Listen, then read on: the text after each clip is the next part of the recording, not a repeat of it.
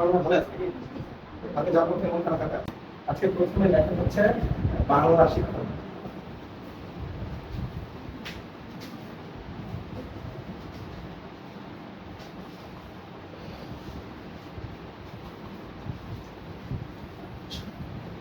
বাংলার মানে বর্ণমালা কতটি বলেন তো?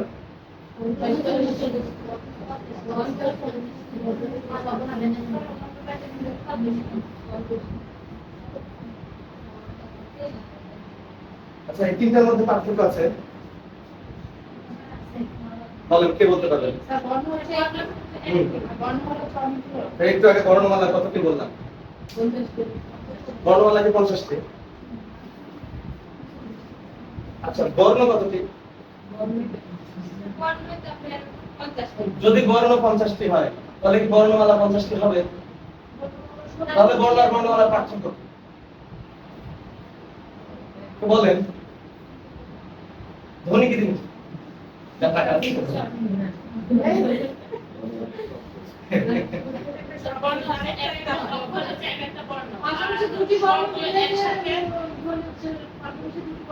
আচ্ছা, এই ধ্বনি আর এই ধ্বনির মধ্যে তফাৎ আছে? ধ্বনি মানে গো, এটা মানে হচ্ছে গো, বুঝতে পেরেছেন? আর এই ধ্বনি মানে মুখ গহ্বর থেকে উচ্চারিত আওয়াজ। আওয়াজ, যে আওয়াজটা করছেন সেই আওয়াজটাই ধ্বনি। আওয়াজটা অর্থবোধক হোক আর না হোক সেটাই ধ্বনি। করছেন এটাও ধ্বনি, আ করছেন এটাও ধ্বনি। বর্ণ কি? উদাহরণ দেন বলেন একটা। বলেন এক একটা অক্ষরকে এক একটা বর্ণ বলে। ধ্বনি লিখিত রূপে বর্ণ। গুড। ধ্বনি যেটা, ধ্বনির যদি সাংকেতিক চিহ্ন দেওয়া যায়, লিখিত রূপ দেওয়া যায়, সেটা হচ্ছে বর্ণ। যেমন প একটা ধ্বনি, এটাকে যদি আমি লিখিত রূপ দেই আর সাংকেতিক চিহ্ন দেই, সেটাকে কি বলে? বর্ণ। একাধিক বর্ণ মিলিত হয়ে একটা মালা, অনেকগুলো পুঁতি একত্রিত হয়ে যখন একটা মালা রচনা করে, ঠিক তেমনি একাধিক বর্ণ একত্রিত হয়ে যে মালাটা হয় সেটাকে বলে বর্ণমালা। বাংলা বর্ণমালা একটাই। জাপানিজের 3টা বর্ণমালা আছে, কাঞ্জি, হিরাকানা, কাটাকানা। তাদের একই ভাষা 3 ধরনের বর্ণ দিয়ে বর্ণমালা দিয়ে প্রকাশ করা যায়। কাঞ্জি, হিরাকানা, কাটাকানা। ওদের বর্ণ দেখে বোঝা যায় কোনটা দেশি শব্দ, কোনটা দেশি শব্দ। যাই হোক, আমাদের বর্ণমালা একটাই, আর বর্ণ হচ্ছে 50টা। স্বরবর্ণ কয়টা? আর ব্যঞ্জন বর্ণ?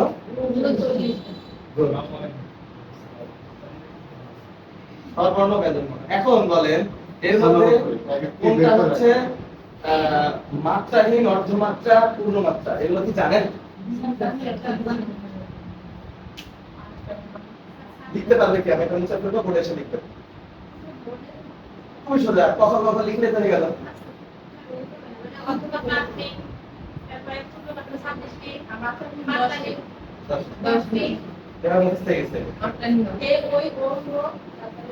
অর্ধমাত্রা 8টি বলতে পারবেন, আমার মনে থাকে না কিন্তু আমি দেখি। লিখি লিখি লিখি 8টা মিলে হবে, দেখি। খ, তারপর গ, মূর্ধন্য ন, তালব্য শ, রি, খ, ধ হবে।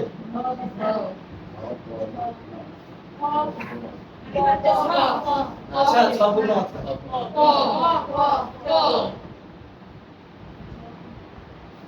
আটটা হয়ে গেছে তো? আচ্ছা, ভালো পারে, আমি পারি না একটু। আচ্ছা, এবার মাত্রাহীন বর্ণগুলো বলেন।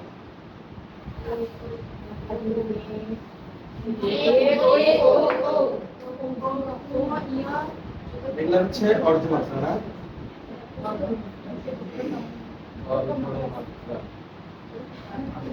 10টি। স্বরবর্ণের কোনটা কোনটা? ও, মাত্রা নাই। এ, ওই, ও, ও। ব্যঞ্জন বর্ণের ও,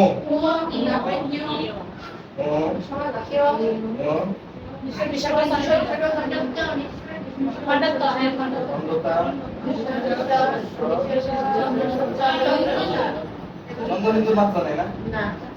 10টা হলো না?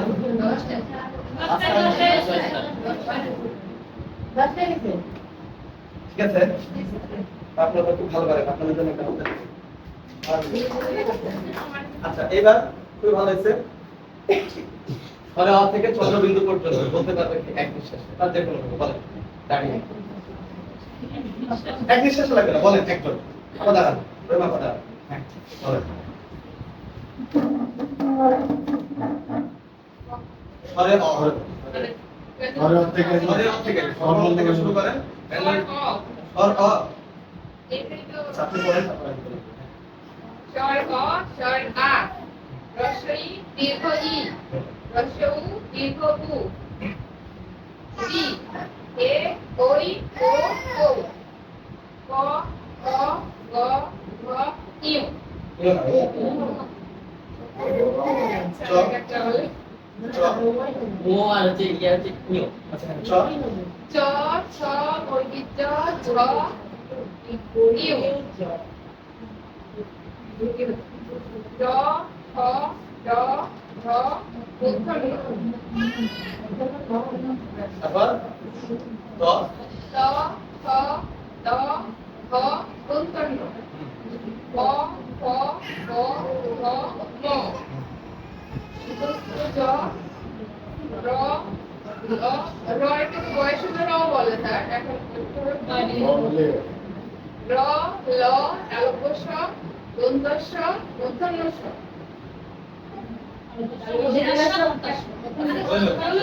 এই জায়গাটা খুব পেঁচ লেগে যাচ্ছে। হইলো। তালব্যস্ব দন্তস্ব। হ। হ মুক্তস্থ অ, বয়স র বয়স হলো। কন্ডাক্ট মনেশ্বর বিসর্গ চন্দ্র। আচ্ছা, পুরাতনের ঠান্ডা।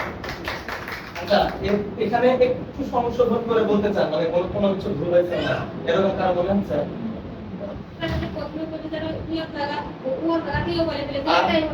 আর তারপরে হ বলেন, আচ্ছা, তারপরে বর্গীয় জ বলেন। এটা কি হবে? বর্গীয় জ। বর্গীয় জ।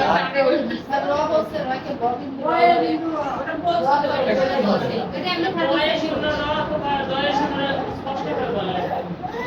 শূন্যরা। স্যার বলে তো বলেন, আর বলে তো যেভাবে পারেন বলেন। আর না না বলে তো সবাই বলবে না, এভাবে বলবে। আমরা তো দেখি ড্যামেজ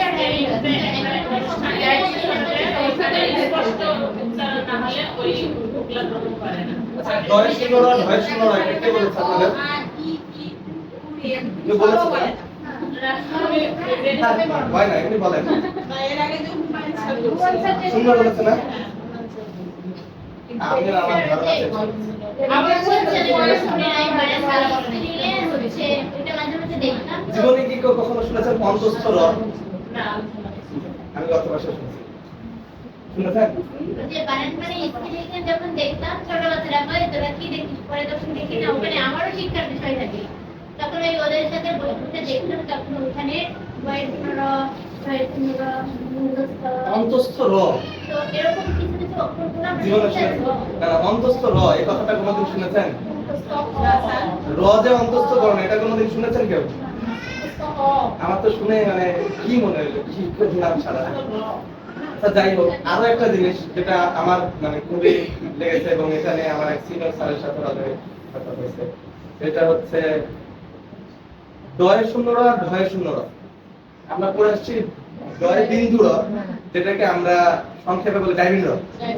ডাইবিন র মূলত ডয়ে বিন্দু র, এটাকে আমরা ওই ডাইবিন র বলেছি। যেমন বর্গীয় যাতে বর্গীর জ বানায় ফেলেছে, এটা হলো ধ্বনির কারণে আমাদের অপিনিয়তি অভিশ্রুতি মানে স্বর লোপ পাই। হ্যাঁ, তারপরে কিছু আগে আসে পরে আসে, এগুলো তো আলাদা বিষয়, এগুলো এখনো বলছি না। মানে মূল কথা হচ্ছে আমরা আমাদের কথাটাকে সহজ করার জন্য অনেক সময় নিজের মতো করে বলি, তাই না? রাজশাহীতে বলি রাজশাহী। তো এই কাজের জন্য ডয় বিন্দুরা জানতাম, ডাই বিন্দুরা বলতাম। এখন শুনছি ডয় শূন্যরা। শূন্য আর বিন্দুর মধ্যে তো তফাৎ আছে, আপনারা গণিতে জানেন। কি তফাৎ? দুর্ভাগ্যক্রমে সঠিক বানান নাকি বা সঠিক উচ্চারণ নাকি ডয় শূন্যরা ঢয় শূন্যরা। দুর্ভাগ্যক্রমে, কারণ এটা আমিও বিন্দুই জানি এবং বিন্দুই বলি, সঠিকভাবে বিন্দুই, কিন্তু দুর্ভাগ্যক্রমে যেই ব্যাকরণ আমাদেরকে মানে ব্যাকরণ বলতে বাংলা একাডেমির একটা অভিধান, যে অভিধানটা আগে ছিল, বর্তমান অভিধানে এই ভেজালের জন্য এখনকার অভিধানে আবার এগুলো দেয়ই না। হ্যাঁ, একটা তো বিন্দু না, মানে শূন্যই দেয়, শূন্য লেখা। মানে কিছু ফাঁকাই দেয়, তখন হয় বিন্দু রাখলে তো ফাঁকা দেয়, শূন্য মতো দেয়। এখন কি সুন্দর মতো দেয়? আমাদের চাটে কি সুন্দর মতো দেয় আছে? বিন্দুর মতো ভরা। এখন উচ্চারণটা শূন্যই, হ্যাঁ, যদি সুন্দর মতো দেয় তাহলে ঠিক আছে। তাহলে মানে প্রাইমারি স্কুলের বাচ্চারা এখন যারা মাস্টাররা শিখাচ্ছে তারা কিন্তু ভরা বিন্দু দিচ্ছে না, শূন্যই দিচ্ছে। তাই না? তাহলে ঠিক আছে, আলহামদুলিল্লাহ। আমরা বিন্দু দেখাচ্ছে বোর্ডে কিন্তু বলছে শূন্য, এই জন্য আমাদের খুব গায়ে লেগেছে। আর এই অন্তঃস্থ রচনা করে খুব গায়ে লেগেছে। আমি বলছি স্যার এটা কোন অভিধান থেকে পাইছেন? তো বেচারি অভিধানের নাম বলে, তোমাদের আগে ছিল এখন নেই। উচ্চারণটা ঠিক আছে সবগুলো আপনাদের। খন্ডেকটা হবে খন্ড ত, ত এর দুইটা রূপ। যেমন র এর দুইটা রূপ, না তিনটা রূপ। র এর কয়টা রূপ? একটা হচ্ছে র পূর্ণ, একটা হচ্ছে র ফলা, আর একটা হচ্ছে রে, আর একটা হচ্ছে রে। ঠিক তেমনি ত এর দুইটা রূপ, একটা হচ্ছে পূর্ণত আর একটা হচ্ছে খণ্ডত। কি খণ্ডত? আমরা বলতাম খন্ডেক ত, তাই না? খণ্ডকে খন্ডেক ত, এর সঠিক উচ্চারণ হবে খণ্ডত। হ্যাঁ, আমরা দেখেন শিশু শ্রেণীর শিক্ষার্থীদেরকে কিভাবে নিজেরাই পারি না। স্বর অ নাকি স্বরে অ হবে, এইটা এটা নিয়ে আপনি বলার আগে আমি আরেক সিনিয়র স্যারের সাথে লেগেছি।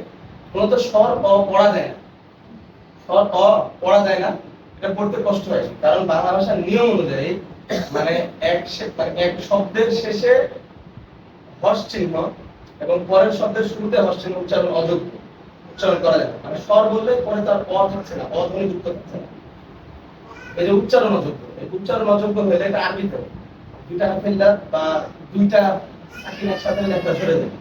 তা আমাদের বাংলায় সাধারণত এরকম যদি হয়, তখন এই অবস্থাটা ভাঙার জন্য উচ্চারণের সুবিধার্থে একটা স্বর যুক্ত করা লাগে, স্বরধ্বনি যুক্ত করা লাগে।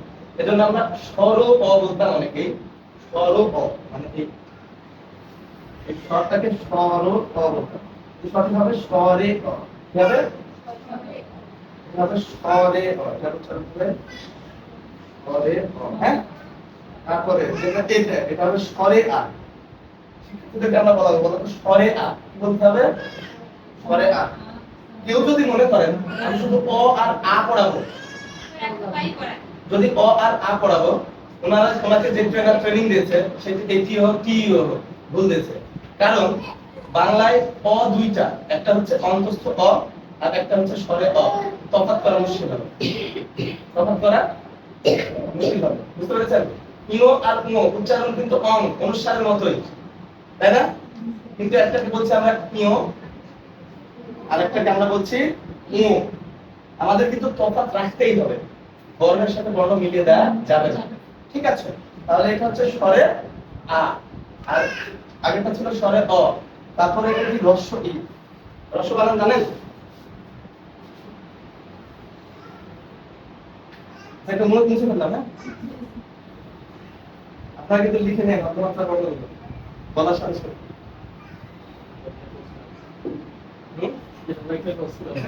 হ্যাঁ, আচ্ছা,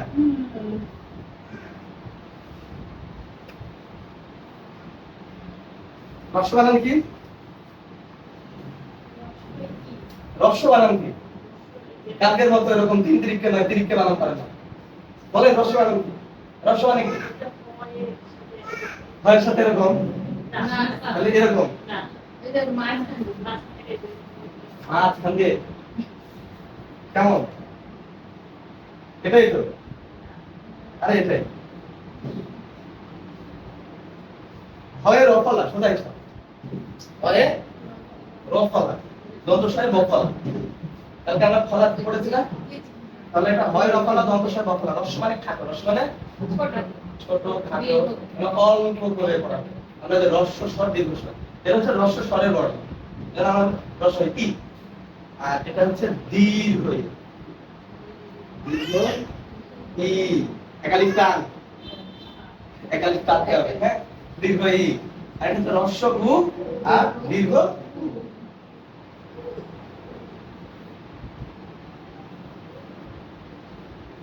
রি বানানটা তো পারেন, রিটা হচ্ছে রয়ের রসিকার রি এর মতো।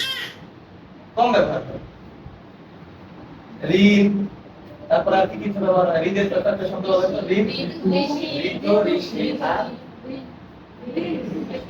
তিনটা ছাড়া আর আসে না। আর আসে কই আসছে না। পদ মাঝখানে বা শেষে হোক তার উনি আসে না। কম ব্যবহার হয়।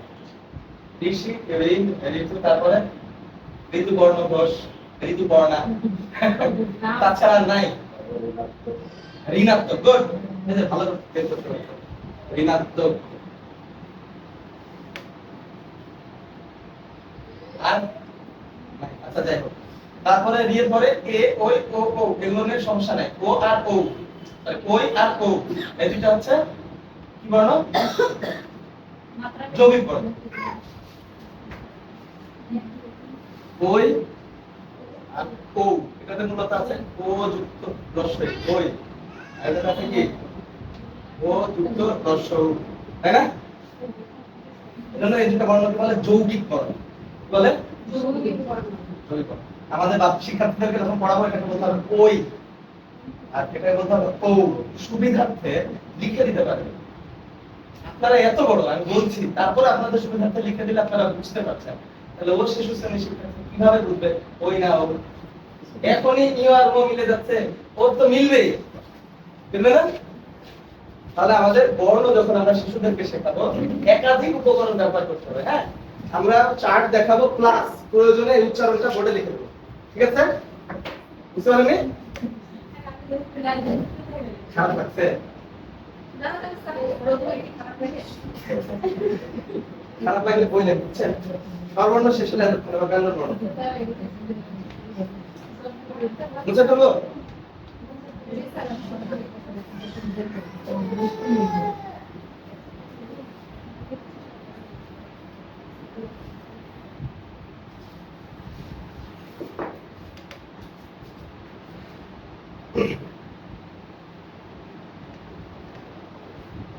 ক চ ট ত হয়, পাঁচটাকে কি যেন বলে? বর্গীয় বর্ণ, তাই না? ক চ ট ত ক অ গ, বুঝতে পারলাম? গ ম চ ছ বর্গীয়, এটাকে উচ্চারণ হচ্ছে বর্গীয় ঝ, আর এটা হচ্ছে অন্তস্থ ঝ। ঠিক আছে? আচ্ছা, আরেকটা অন্তস্থ বর্ণ আছে, এটা হচ্ছে অন্তস্থ র। অন্তস্থ বর্ণ, কিন্তু আমাদের অন্তস্থ র বলতে হবে না, যদিও রটা হচ্ছে অন্তস্থ বর্ণ, র হচ্ছে অন্তস্থ বর্ণ। এটা একটু লিখে নেব কয়েকটা, কারণ তারা তাদের তো সমস্যা হয়। তাহলে এটা হচ্ছে অন্তস্থ জ, এটা হচ্ছে অন্তস্থ র, এটা র। আর তালব্য বর্ণ বিষয়,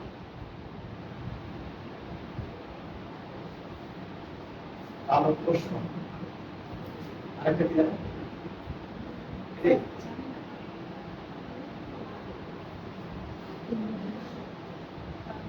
মূর্ধন্য স,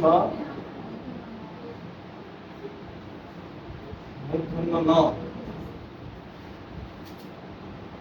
দন্ত ন, দন্ত স। তাহলে স তিনটা দেখছেন? তালব্য স, মূর্ধন্য স, দন্ত স, দন্ত ন, মূর্ধন্য ন। এই কয়েকটা নিয়ে একটু তাছাড়া তার মধ্যে না।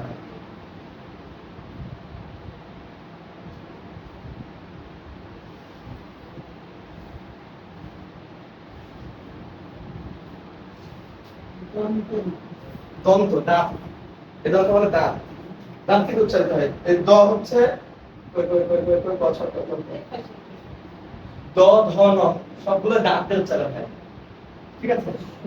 তাহলে এগুলো হলো দন্ত বর্ণ।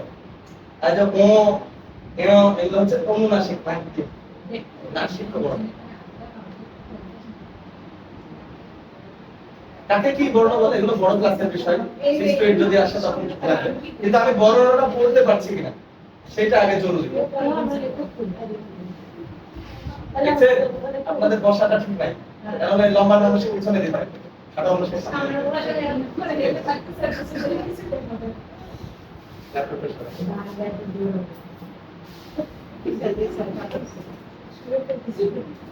কি কি দারুণ খেলা আপনাকে দেখা যাচ্ছে।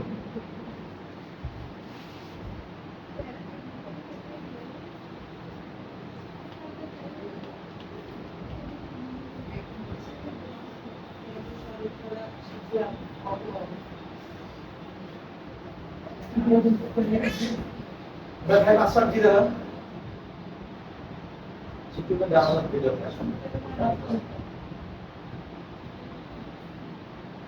আচ্ছা কয়ের পরে খ তারপরে গ, ক একটু অল্প উচ্চারণ করুন, স্বল্প প্রাণ। খ একটু মহা, মানে ওই দীর্ঘ উ এর মতো, হ্যাঁ, স্বল্প প্রাণ আর মহাপ্রাণ, মানে একটু বেশিক্ষণ উচ্চারণ হবে, কই মাছের প্রাণ না। ক খ গ ঘ ও সব এগুলো জানা দরকার নাই, এগুলো মনে রাখবেন।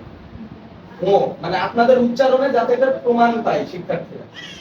তারপর হচ্ছে চ ছ বর্গীয় জ ঝ ইউ, বুঝতে পারছেন? ট ঠ একটু কিন্তু জোরে মানে দীর্ঘায়িত করছি। ট হ মূর্ধন্য ন, ত ঠ দ ধ দন্ত ন, ঠিক আছে? দন্ত ন, দন্তের ন কি হবে? দন্ত ন।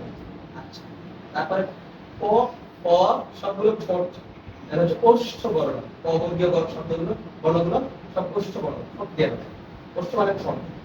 প খ ব ভ ম, অন্তস্থ জ র ল মূর্ধন্য ষ, তারপরে অন্তস্থ অ ডয় শূন্য র ঢয় শূন্য র, তারপরে কি বাকি থাকবে? হ অনুস্বর, সারা জীবন জানা অনুস্বার, এটা শুনতে হচ্ছে অনুস্বর হবে। কি হবে? এগুলো লেখা আছে না?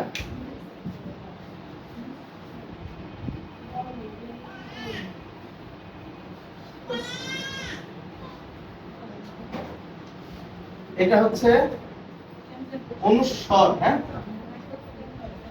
এটা কি? এটা হচ্ছে বিশের গলা, বিসর্গ। এটা কি? বিসর্গ, আমরা পড়েছি বিশের ঘর। বিসর্গ। এটা হচ্ছে খণ্ড ত, আর এটা হচ্ছে চন্দ্রবিন্দু।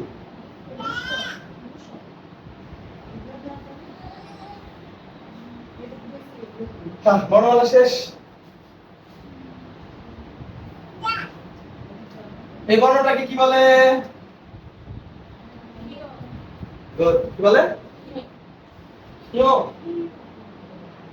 ক্ষীয়, এখানে নাকে কিছু নাই, ক্ষীয়। এটা কি হবে? ক্ষীয়। এটা ভাঙলে কি হয়? এই যে এরকম একটা আছে, যেমন অজ্ঞ বিজ্ঞ জ্ঞানী, এরকম একটা আছে, এটা কি বলে? জ্ঞ। এটা কোনো আলাদা ইয়ে নাই, নাম নাই। এটা মূলত কি কি বর্ণ আছে?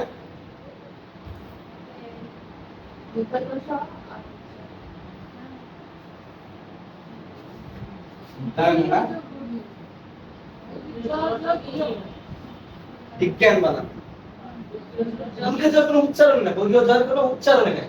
বিজ্ঞান, এটার উচ্চারণ হয় গয়ের জফালা চন্দ্রবিন্দু আকার, এরকম উচ্চারণ জ্ঞান, বা গয়ের জফালা চন্দ্রবিন্দুর মতো উচ্চারণ হয় জ্ঞান, ঠিক আছে? খুব খারাপ লাগলে আমাকে হাসপাতালে চলে আসতে হবে, হ্যাঁ?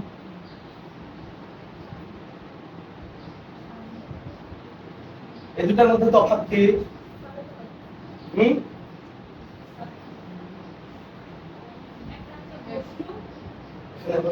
কিভাবে? এটা ভাইরাস ধরে, ভাইরাস হইলে যেভাবে লেখে ম্যাডাম,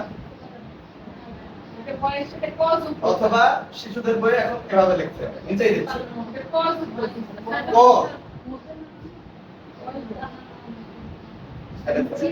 এই আপনারা চার দেখেছেন কালকে? মধ্যাহ্ন, অপরাহ্ন, পূর্বাহ্ন, আপনাদের চার্টে তো আছে, কারো ক্লাস চার্টে। তাই? তাহলে এটা কি কি? হয় হয় দন্ত ন ফলা। আচ্ছা, এখন আমি জানতে চাচ্ছি কোনটা কোনটা দন্ত ন আর কোনটা মূর্ধন্য ন।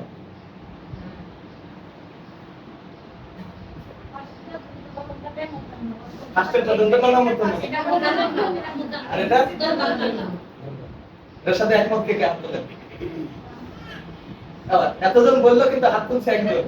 আমি আবারও বলি, এইটা হচ্ছে মূর্ধন্য ন আর এইটা হচ্ছে দন্ত ন। এর পক্ষে কে কে হাত তোলেন? হাত তোলেন, একটু জোরে তোলেন, বুঝতে পারছি না। 1 2 3 4 5 6 7 8 9 10। ঠিক আছে, হাত ধরা। তাহলে বাকি যারা আছে তাদের মত কি? তাদের মত হচ্ছে এটা দন্ত ন আর এটা মূর্ধন্য ন। আর আমি কি করব? গণতান্ত্রিক পদ্ধতিতে যাব না সঠিক পদ্ধতিতে যাব? বিপক্ষে বলতে করতে বললে কি মার হবে নাকি? আচ্ছা, এটা হচ্ছে আপনাদের চার্টে আছে। হ্যাঁ, আমাদের জানার কত ঘাটতি দেখেন, আমরা শিক্ষার্থীদেরকে শেখাবো কি করে? এইটা হচ্ছে অযোগ দন্ত ন। হ্যাঁ, এটা পাশে আছে, আর যেটা নিচে আছে সেটা হচ্ছে অযোগ মূর্ধন্য ন। ঠিক আছে, বুঝেছেন? না না, আমি তো প্রমাণ করতে চাই না আপনাদেরকে। হ্যাঁ, বসেছি। এই আপনারা এত কিছু বলেন। আচ্ছা, যাই হোক।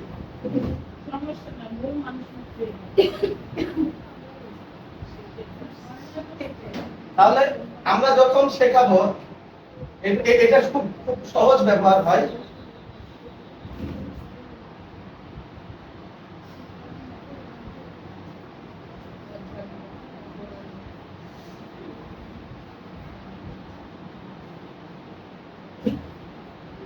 পূর্বাহ্ন কোনটা হবে?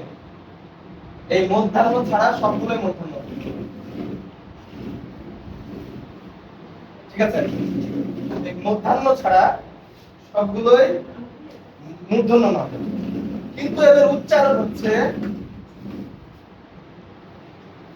এবং দীর্ঘ, অপরাহ্ন, মধ্যাহ্ন, পূর্বাহ্ন সবগুলোই তাই, কিন্তু বানানে দন্ত ন মূর্ধন্য ন থাকতে পারে। সায়াহ্ন, আমি আপনাদের সাথে সায়াহ্নটা একটু দেখবেন নাকি? আচ্ছা, সায়াহ্নে আমি একটু কনফিউজ, সায়াহ্নটা বাদ দেন। তবে এই তিনটা ক্লিয়ার, এটা আর এটা মূর্ধন্য ন হবে, আর মধ্যাহ্নটা হবে হচ্ছে দন্ত ন। হ্যাঁ, মধ্যাহ্ন মানে কি? এটা মানে কি? মানে দুপুর। আর এটা মানে এখানে একটা ভুল আছে তো, দেখবে। এটা মানে সকাল, আর এটা মানে বিকাল। অপরাহ্ন মানে বিকাল, আর সায়াহ্ন মানে সন্ধ্যা। সায়াহ্ন মানে বড় হলো, বুঝতে পেরেছেন? আরেকটা মানে ঝামেলা হওয়া বড় আছে, যুক্ত বর্ণ।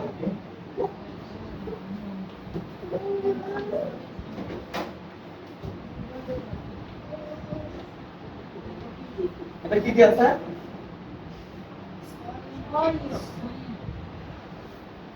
এটা আমার বলা উচিত ছিল না, বাচ্চা বাচ্চা, কিন্তু আমাদের এটা বানান করে বাঞ্ছা। এই অংশ বাঞ্ছনীয়, তাই না? কারণ আগে ইহা পরে ছিল। যুক্ত বর্ণ ভাঙতে গেলে বুঝতে পারবেন। আরেকটা ঝামেলা হয়, এই যে এইরকম থাকে না, কৃষ্ণ বানান করেন দেখে, এটা কি? ওয়ারিকা। তারপর মূর্ধন্য শয়ে, এটা কি মূর্ধন্য শয়ে ইয় নাকি না? মূর্ধন্য শয়ে ইয়, মূর্ধন্য ন। শিওর? এটা আপনি ঠিক বলেছেন না ভুল বলেছেন?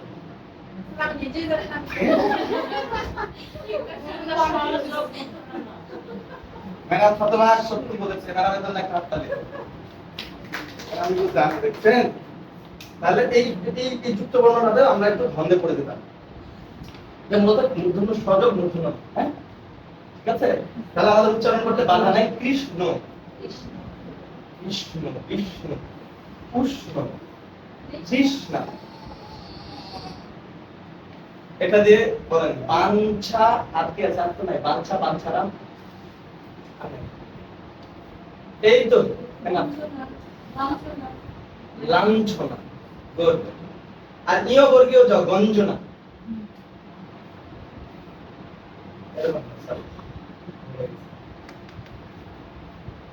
ওটা আলাদা। বর্গীয় জয়ের মতো চিহ্ন থাকলে ওটা আবার আলাদা। তখন বর্গীয় জয়ের মতো চিহ্ন যদি থাকে তখন আগে ইয়, তারপরে বর্গীয় জয়। ওই যে গঞ্জনা, অঞ্জনা, রঞ্জনা, রঞ্জক রশ্মি, এগুলো কঠিন না? বাংলা কঠিন মনে হচ্ছে না? এখন বাংলা পড়ানোর 3 ধরনের পদ্ধতি আছে। লেখেন বর্ণক্রমিক পদ্ধতি, শব্দক্রমিক পদ্ধতি, বাক্যক্রমিক পদ্ধতি। জানতেন? জানতেন এটা? জানলে লেখেন বর্ণক্রমিক, শব্দক্রমিক আর বাক্যক্রমিক পদ্ধতি। বাংলা পড়াতে গেলে, বাংলা বর্ণমালা পড়ানো শেখাতে গেলে আমরা এই কয়েকটা পদ্ধতি অনুসরণ করতে পারি।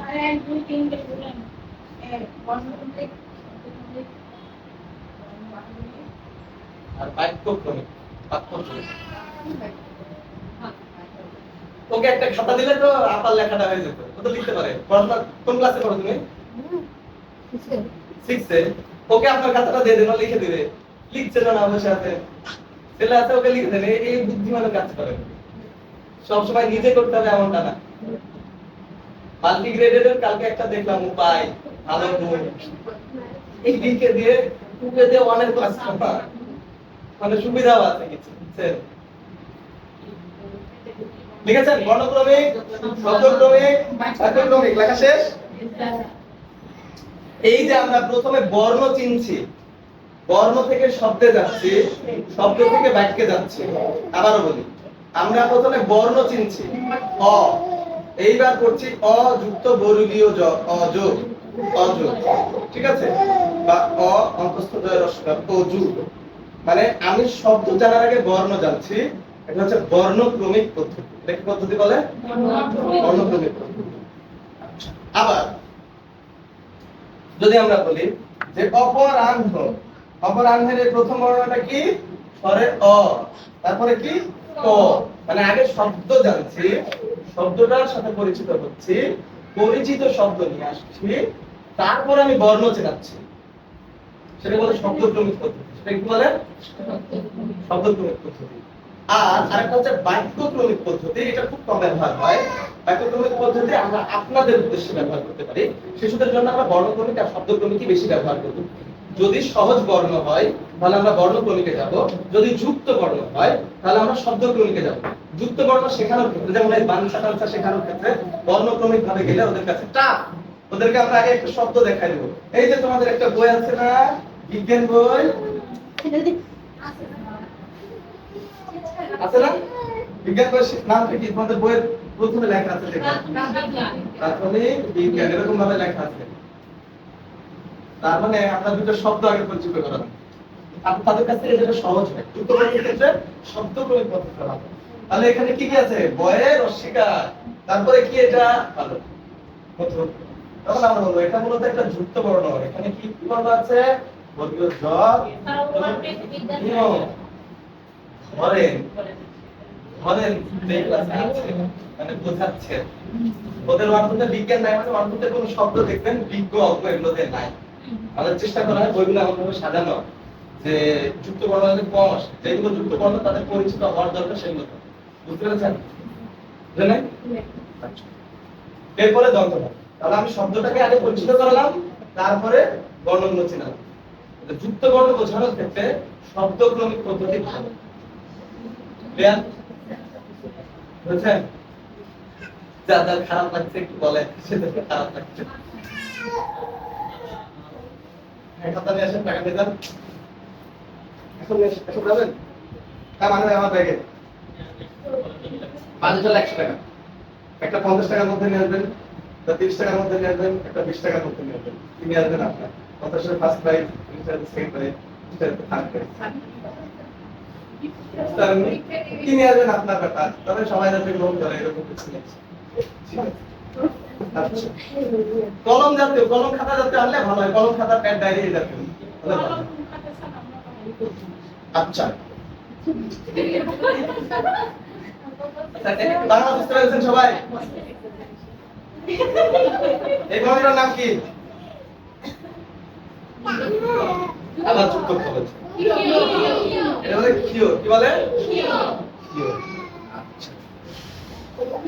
তাহলে বর্ণক্রমিক শব্দক্রমিক বুঝলাম, বাক্যক্রমিকটা হচ্ছে আগে বাক্য বলবো, বাক্য বলে তারপরে আপনাদের কাছে শব্দ এবং বর্ণ সম্পর্কে জানতে চাইবো। ঠিক আছে?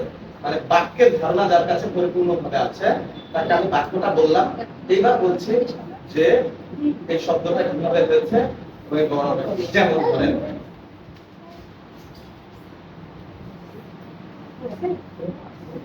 কৃষ্ণচন্দ্র সাহেব কৃষ্ণ চন্দ্র দেখেছে বলে আমার কাছে তথ্য দিল, আমি বিশ্বাস করলাম না। আবার বলছে কৃষ্ণচন্দ্র সাহেব কৃষ্ণ চন্দ্র দেখেছে বলে আমাকে তথ্য দিল, আমি বিশ্বাস করলাম না। এখানে প্রথম কৃষ্ণচন্দ্র আর পরের কৃষ্ণচন্দ্রের মধ্যে তফাৎ কি?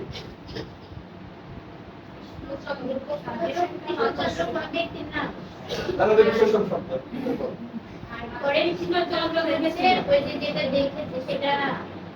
পরের কৃষ্ণ হচ্ছে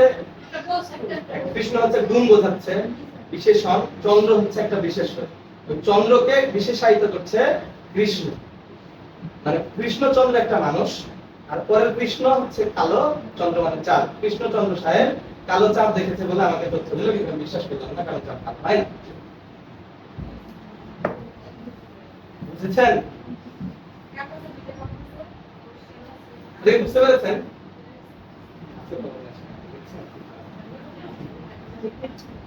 আচ্ছা, ক দিয়ে আমরা একটা শব্দ ছোটবেলায় পড়েছিলাম, বাংলাদেশে একটা সাহিত্যিক আছে, দুইটা বই লিখেছে, এরকম একটা গর্ম দিয়ে প্রত্যেকটা শব্দ শুরু হবে এবং এভাবে বাক্য শেষ হবে, পুরো বই লিখেছে, কি যেন বলে, আমরা ছোটবেলায় পড়তাম যে কলিকাতার কোন কোনায় কনিষ্ঠা কন্যা কাকাকে কহিল কাকা, কাক কেন কাকা করে, কাকা কহিল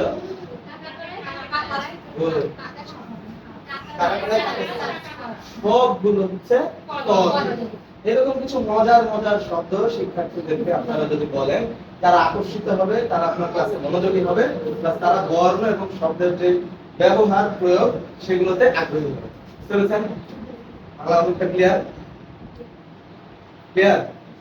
আচ্ছা, বাংলা ব্যাকরণ দ্বিতীয় শ্রেণী পর্যন্ত নাই, পঞ্চম শ্রেণী পর্যন্ত হয়তো আছে, তবে আমরা এখন বাংলা পাঠ্য বইয়েও ব্যাকরণ হিসেবে আলাদা কোনো বই দেওয়া হচ্ছে না। আমরা মনে করছি প্রমোদ চৌধুরীর ভাষায় মানুষের মুখ থেকে কলমের মুখে আসে, এর উল্টোটা করতে গেলে শুধু মুখে শুধু কালি পড়ে, তাই না? তার মানে আমরা ব্যাকরণটাকে আগে গলধকরণ করতে গেলে গলধকরণ আমি ভাবে কি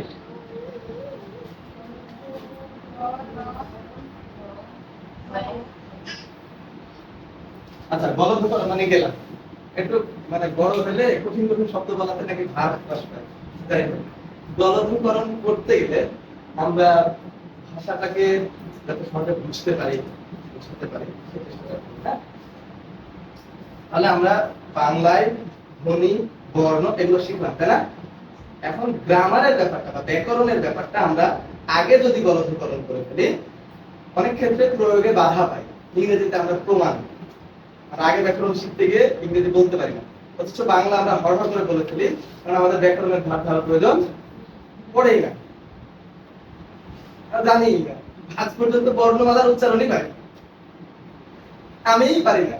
তাহলে এই কারণবশত আমাদের ব্যাকরণটাকে একদম গুরুত্ব দিয়ে মানে দিচ্ছি না এমনটা না, তবে ব্যাকরণটাকে মুখ্যভাবে গুরুত্ব দিচ্ছি।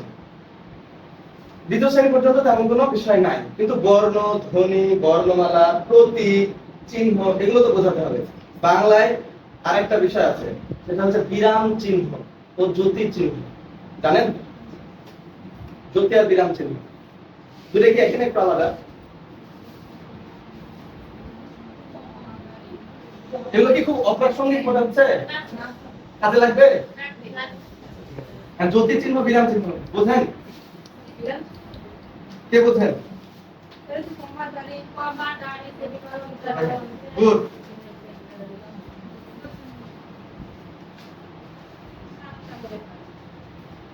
এটা কিন্তু এরকম চিহ্ন, হ্যাঁ 10টা আছে না, যাই হোক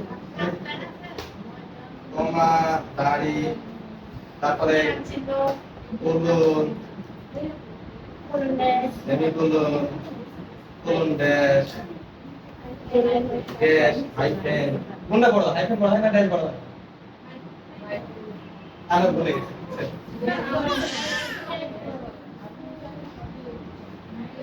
আচ্ছা, এটা যদি কোলন ড্যাশ হয় তাহলে ড্যাশটা ছোট আর হাইফেনটা মনে হয় বড় হয়। তারপর আর কি হয়? আচ্ছা আমি ভুলে গেছি। দেখুন একটা আমরা শূন্যস্থানে কি দিই? ড্যাশ দেই। তাহলে ড্যাশটা বড় হবে। আচ্ছা ছোট হবে, যেমন ওকার পড়ালাম, এটা হচ্ছে হাইফেন। আচ্ছা, হস কি চিহ্ন? মানে যত বিরাম চিহ্নের মধ্যে পড়ে হস চিহ্ন। প্রশ্নবোধক, বিস্ময়সূচক, আর কি আছে? ঊর্ধ্বকমা। এই তো, আরো কিছু আছে নাকি? এটা একটা চিহ্ন মনে হয়, লম্বা চিহ্ন নাকি যেন বলে। কয়েকটা ফোঁটা দেব। ম্যাডাম আপনারা কি এগুলোর সাথে পরিচিত? আপনার বইগুলো থাকে? দেখেছেন? আচ্ছা, যদি একটা কমা থাকে এটা ঊর্ধ্বকমা, আর দুইটা কমা থাকলে ঊর্ধ্বকমা। এটা হচ্ছে উদ্ধারণ চিহ্ন। যখন আমরা হুবহু কারো কথা কোট করি, হুবহু কারো কথা উদ্ধৃত করি, কোট মানে উদ্ধৃত করা। মানে রবীন্দ্রনাথ ঠাকুর বলিয়াছেন, বা রবীন্দ্রনাথ ঠাকুর বলেছেন যে আমারও পরাণে দেখা যায়, বা আমারও পরানো দেখা যায়। তো এই আমারও পরানো দেখা যায় কথাটাকে আমার এই কোটেশন মার্ক দিতে হবে বা উদ্ধারণ চিহ্ন দিতে হবে। তখন দুইটা, আর একটা দিলে কি দেবো বললাম?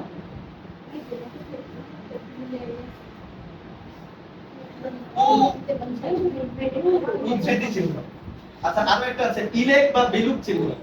জাস্ট কমাটা উপরের দিকে এরকম বিলুপ্ত চিহ্ন, ইলেক চিহ্ন।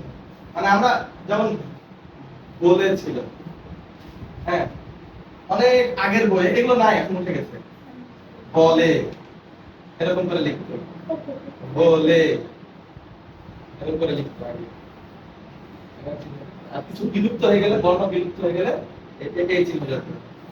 বল, বলা বা এরকম বিলুপ্ত চিহ্ন ব্যবহার সেটা এখন খুব কম, এগুলো আর তেমন ব্যবহার হয় না। দাড়ি আর কমার তফাৎ কি?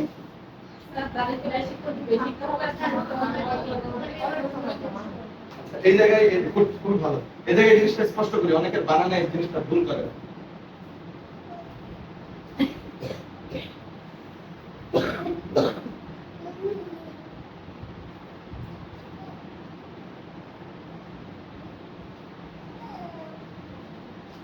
এগুলো তো জানেন না, তফাৎ আছে, তাই না?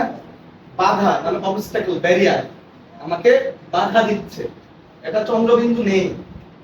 আর বাধা কোনো কিছু টাইটেল বা বাধা আছে, বুঝতে পেরেছেন?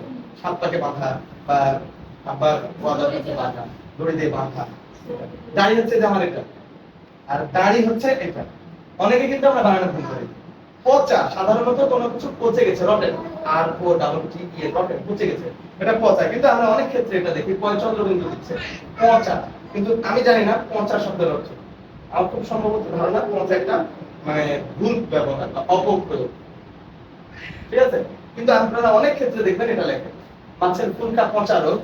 মানে অনেক ক্ষেত্রে আমরা যখন ব্যবহারিক করলাম কৃষি আমাদের দর্শক শ্রেণীতে, তখন ফুলকা পচা অনেক গাইডে মানে ইয়েতে তো লেখা থাকে, প্র্যাকটিক্যাল খাতায় মানে চন্দ্রবিন্দু দেওয়া আছে। ওটা শুট করে পেঁচাতে চন্দ্রবিন্দু আছে, কিন্তু পচাতে নাই। আমাদের অনেকে পচাতেও দেয়, 95 আছে। কমাতে একটু অল্প দাঁড়াতে হবে ম্যাডাম, ঠিক আছে। দাঁড়িতে একটু বেশি দাঁড়াতে হবে। কোলন, কোলন আর বিসর্গের তফাৎ আছে, হ্যাঁ। কোলন আর বিসর্গে তফাৎ আছে। আমরা যদি মাঝখানে মানে দুইটা বিন্দু হয় তাহলে এটাকে বলে কি কোলন। আর যদি আমরা যদি এরকম লিখি তাহলে এটা বিসর্গ। তাহলে আমরা অনেকেই ভুল করি, আমরা বিসর্গ দেই। যেমন মোছাম্মদ কি দেই? বিসর্গ দেই। মোহাম্মদ কি দেই? বিসর্গ দেই। কিন্তু ঠিক না, আমাদের উচিত হচ্ছে বিন্দু দেওয়া। কি দেওয়া? বিন্দু দেওয়া, একটা বিন্দু। যেমন ইংরেজিতে আছে না MBBS, এখানে একটা বিন্দু, এখানে একটা বিন্দু, এখানে একটা বিন্দু। Bachelor of medicine, bachelor of science, এটা আজে বাজে জিনিস, মানে হেভি বেস্ট একটু উল্টাপাল্টা করে করা। যাই হোক, এটা বাদ দিই। এসএসসি, এসএসসি মূলত বিন্দু দেওয়া হচ্ছে, উঠে গেছে এখন, তার বিন্দু দেওয়া লাগে। এসএসসি ফুল ফর্ম কি? পূর্ণরূপ কি? স্কুল সেকেন্ডারি না, সেকেন্ডারি স্কুল। ঠিক আছে, তার মানে এই এসটা মানে সেকেন্ডারি, এসটা মানে সেকেন্ডারি। বোঝা যাচ্ছে এটা প্রথম বর্ণ লিখেছে, এবং এগুলো কখনো ছোট হাতে লেখা যায় না, ক্যাপিটাল লেটারে লিখতে হয়। এই একটা বিন্দু মানে এটা আমি সংক্ষিপ্ত রূপ দিয়েছি। ঠিক তেমনি বাংলাতেও মোহাম্মদ বা মুহাম্মদ যাই লিখি, সঠিক হচ্ছে মোহাম্মদ বা মুহাম্মদ যাই লিখে এখানে একটা বিন্দু দেয়, এটা হচ্ছে সঠিক। বুঝতে পেরেছেন? আপনারা যদি ছোটবেলা থেকে শেখান শিক্ষার্থীদের, তাহলে আমার শিক্ষার্থীদের জন্য পরে বোঝার সুবিধা হবে। আর নাম জিনিসটা এমন, নামের কোনো বানান ভুলটুল নাই, নামের কোনো বানান ভুলটুল নাই। আপনি যদি ময়কার 6 আকার বিসর্গ দিয়ে লেখেন এবং এটা যদি আপনার সার্টিফাইড হয়ে যায়, সার্টিফিকেটও যদি থাকে, আমাকে ওভাবেই লিখতে হবে, আমাকে ওভাবে লিখতে হবে। কারণ ব্যাকরণে বা ওই বাংলা উচ্চারণ অভিধানে লেখা আছে কোনো কিছুর নাম তার বানান নিয়ে এই অভিধান কিছু বলে না, নামের বানান অভিধান যে মানে যে যেটা পারে সেটা লিখবে, কোনোটাই বাস্তব। আপনার যে নামের বানান, যেমন আমার ম্যাডামের নাম আতিকুন নাহার, ঠিক আছে, না তাপমা ছোটবেলায় দিয়েছে ATICUN, বুঝছেন? এই জিনিসটা ম্যাডাম আমাদের ক্লাসে, এটা ওনার ফর্মাল নাম, মানে ওনার সার্টিফিকেট নাম, সি দিয়ে কোন দেখেন, ঠিক আছে? তার মানে এখন ওনার সব সার্টিফিকেটে সি দিয়েই আছে। এটা চেঞ্জ করতে হলে সব জায়গায় চেঞ্জ করতে হবে। আমাদের ক্লাসে বলতে পারে হাসাহাসি করবো বলে, এই আমাদের ক্লাসে অ্যাসাইনমেন্টের জন্য আতিকুল কে দিয়ে লিখে দিয়েছে, ওনার মেইল আইডিও কে দিয়ে ছোটবেলায় করে দিয়েছে বাবা মা, এটা সার্টিফিকেট হয়ে গেছে, এখন আর চেঞ্জ করা যাবে না। এখন চেঞ্জ করা যাবে না মানে ওনার ওই বানানো ঠিক আছে। আপনারা যদি কেউ কখনো বান্দর বানে যান, গেছেন কেউ? চট্টগ্রাম, খাগড়াছড়ি, সেনমাটি, বান্দরবানে একটা মার্কেট আছে।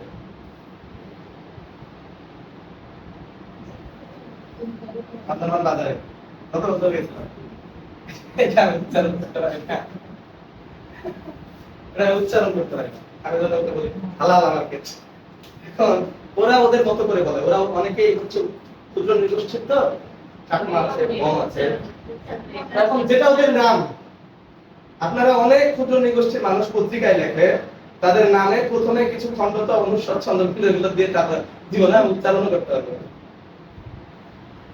তো ওদের নামের বানান যেহেতু ওরা ওভাবেই দেয়, ওভাবে সার্টিফাইড, আমাদেরকে ওভাবেই লিখতে হবে, ভুল নাই।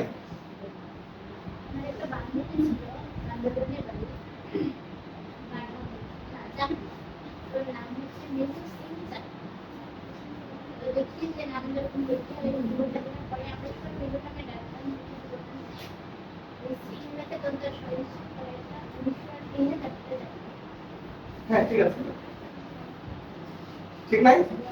খারাপ লাগছে কেন আপনাদের? মজা নাই, বুঝছি না। আচ্ছা, ওই ওখানে কি যে আজে বাজে সব খাবার হচ্ছে, এমন খুব শখে শখে খাইতে গিয়ে এক মানে চামচ নেওয়ার পর আর ভালো লাগে। কিসে কিসে মাত্র দেখ করেন, যাই হোক, কি কি যেন খাবার আছে ওখানে, খুব ফেমাস, খুব পায়রা খায়। আর যত প্রজেক্ট শিক্ষা প্রজেক্ট সব তো ক্ষুদ্র নিগোষ্ঠীদেরকে নিয়ে ওখানে সব ওই বিদেশিরা বা প্রজেক্ট, আমি প্রজেক্টের কাজে গেছিলাম, সব করে একটা খাইতে গিয়ে। আর আরেকটা জিনিস দেখলাম ওখানে, মাছকে আমরা যেমন ভর্তা করি না, আমরা কাঁচা মাছকে কেমন করে ভর্তার মতো করে জমা করে রাখি, কেটে কেটে বিক্রি করে। কি যেন বলো ওটা, ভুলে গেছে, অনেক কিছু আছে ওখানে। তো যাই হোক, নামের ক্ষেত্রে বানান ভুল নাই। তবে আমরা যেহেতু এখন সচেতন, আমার শিক্ষার্থী যারা শিশু 1-2 আছে, আমরা যদি তাদেরকে শর্ট ফর্মে ব্যবহার করি, তাহলে আমরা বলবো যে তোমরা কি বিন্দু দাও, তাহলে ওদের ঝামেলা হবে না।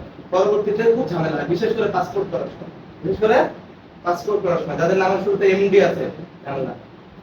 ঠিক আছে, এজন্য যারা বেশি শিক্ষিত তারা দেখবেন মোহাম্মদ আলাদা করে দেয় না। ভালো করে খেয়াল করবেন, যারা লেখাপড়া মানে জানা মানুষ জেনে গেছে আর কি করছে, তাদের ছেলেপুলের নামের বানানোর আগে এরকম করে লেখা না মোহাম্মদ ইব্রাহিম, মানে এরকম শর্ট ফর্ম দেয় না। ভাই ইব্রাহিম আহমদ বা মোহাম্মদ পূর্ণ রূপ থেকে, বুঝেছেন? হ্যাঁ। স্যার একটা হাদিসও আছে কোন মোহাম্মদ থেকে মোহাম্মদ হয় সেটা মোহাম্মদ হয় না ভয় ভয় আর জি ঠিক বলেছেন। তো মোহাম্মদ নামে অনেক বানান আছে, যে যেভাবে লেখে, কেউ লেখে মুহাম্মদ, তাহলে মোহাম্মদ, যে যেভাবে লেখে সেভাবে লিখতে হবে। নামের বানানটা যে এত স্পর্শকাতর, এটা যত বড় হবে তত আমাদের নামের বানানটা ওটা লিখে সমস্যা নেই। আপনার নামের বানান জাকিয়ার জায়গায় মাকিয়া লিখে ফেলবে, তাও আপনি অত বেশি রাগ করবেন না। কিন্তু বড় স্যার আসলে এর জায়গায় খালি যদি ই দেখে মোহাম্মদ বানান ওই এ দিয়ে লেখে, M U H A double N A D, ওই জায়গায় খালি এডির জায়গায় ওডি আছে, এটা এত ওকরা, মানে নামটা হচ্ছে তাদের কাছে খুব স্পর্শকাতর বিষয়। আচ্ছা